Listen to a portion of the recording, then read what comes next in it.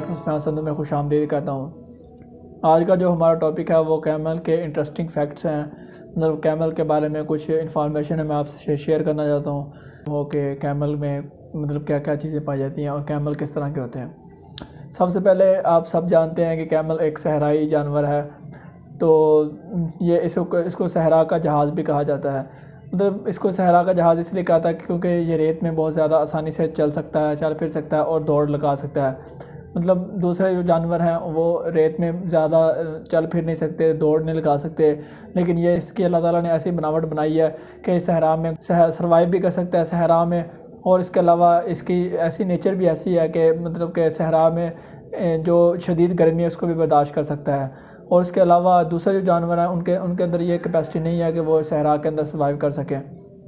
दूसरा ये कि अल्लाह ताला ने इसके पाँव बड़े फ्लैट बनाए हैं, मतलब कि इसके पाँव दूसरे जानवरों की निस्बत इसके पाँव जो फ्लैट हैं, फ्लैट होने की वजह से ये सहरा में इसके जो रेत है उसके अंदर पाँव धंसते नहीं हैं, तो इस वजह से ये रेत के ऊपर स्मूथली चल सकता है, इजीली आसानी से चल सकता है। तो एनिमल के बारे में कुछ ये फैक्ट्स हैं। मैं सबसे पहले एनिमल की फ़िज़ियोलॉजी पे शुरू करूँगा कि फ़िज़ियोलॉजी कैसी अल्लाह ताला ने इसको एक नायाब दूसरे जानवर से बड़ा एक नायाब जानवर बनाया है कैमल को।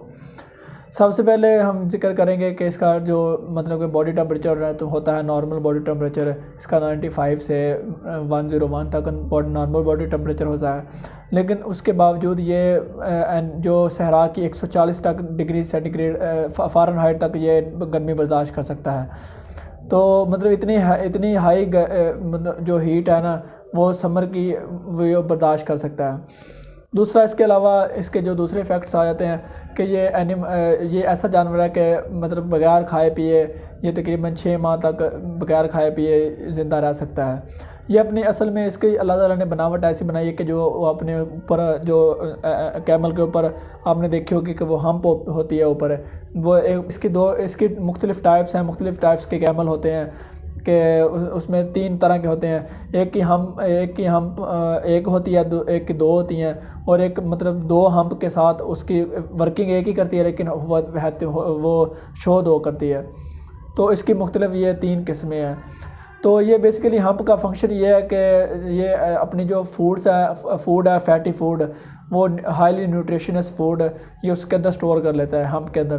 फिर जब जैसे जैसे इसे ज़रूरत पड़ती है तो वैसे वैसे ये इस्तेमाल करता रहता है और अपनी ज़िंदगी का गुजर बसर करता है। ये फीड स्टोर करता है। और दूसरा, ये पानी भी स्टोर कर लेता है। ये पानी अपने जो ब्लड सेल्स होते हैं उनके अंदर स्टोर कर लेता है। जब ब्लड सेल के अंदर पानी स्टोर करता है तो वो ओवल शेप इसके ब्लड सेल, दूसरे एनिमल्स के ब्लड सेल ओवल शेप नहीं होते, इसके ब्लड जो सेल्स होते हैं वो ओवल शेप होते हैं, क्योंकि पानी की टर्बिडिटी की वजह से उनका वो ओवल शेप से महसूस होते हैं। अगर आप उनको माइक्रोस्कोप के नीचे देखें तो वो ओवल शेप नज़र आएंगे आपको। तीसरा ये कि दूसरे एनिमल्स के अंदर कुछ एनिमल्स जो रूमिनेंट्स हैं, ये भी रूमिनेंट्स है, लेकिन रूमिनेंट्स के अंदर स्टमक के 4 पार्ट्स होते हैं, लेकिन इसके अंदर 3 पार्ट्स हैं। एक पार्ट इसका मिसिंग है। तो इसका एक पार्ट जो ओमेज़म है वो मिक्सिंग है। इसकी ये वजह है कि अगर ओमेज़म इसका होता तो इसके पानी की कंजप्शन और बढ़ जानी थी, क्योंकि ओमेज़म जो है वो पानी की एब्जॉर्प्शन करता है, तो इसकी वजह से इसकी पानी की एब्जॉर्प्शन कम होती है। ओमेज़म ना होने की वजह से इसकी पानी की एब्जॉर्प्शन भी कम होती है और इसको भूख भी ज़्यादा जल्दी नहीं लगती। तो इस वजह से ये इसका अल्लाह ताला ने एक नायाब तरीका इसका बनाया है कि ओमेज़म इसका नहीं है, इसकी वजह से इसको पानी की तलब ज़्यादा नहीं होती। ये जो फीसेस होते हैं वो ड्राई होते हैं, मतलब जो फीसेस ये करता है वो ड्राई फीसेस इसलिए करता है क्योंकि पानी को अब्जॉर्ब ज़्यादा क्योंकि इसको पानी की बहुत ज़्यादा कमी होती है, क्योंकि सहराई जानवर है। सहरा के अंदर पानी की ज़्यादा, आपको भी पता है, पानी की बहुत ज़्यादा शॉर्टेज होती है, तो इस वजह से इसको पानी की फ्रीली अवेलेबिलिटी नहीं होती। तो ये पानी जो होता है ना वो अपना फीसेस है उसको ड्राई करके वो पानी उसके अंदर से अब्जॉर्ब करके और फिर इसको ड्राई करके।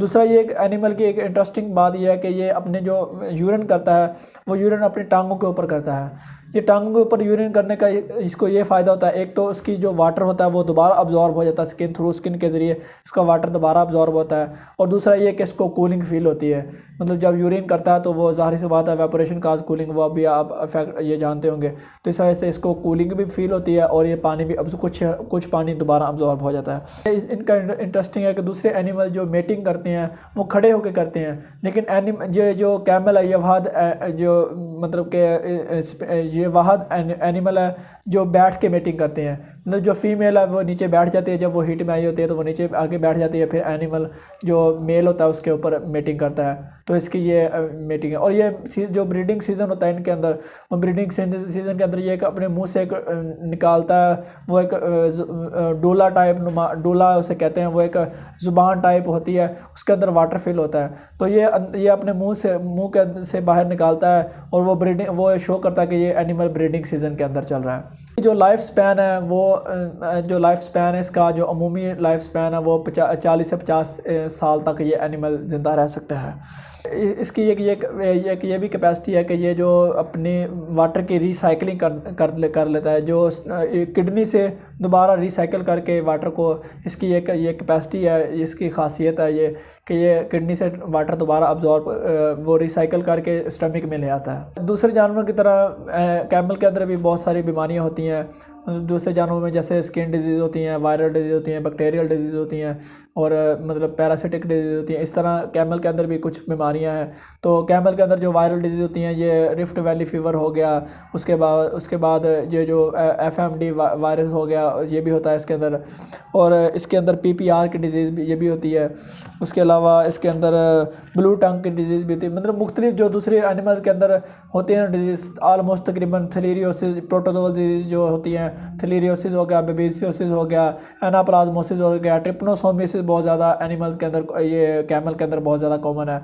इस स्किन डिजीज़ कैमल के अंदर बहुत ज़्यादा जो डिजीज़ काज करती है कैमल, क्योंकि ये सहरा के अंदर रहता है और डस्ट वगैरह सहरा के अंदर बहुत ज़्यादा होती है।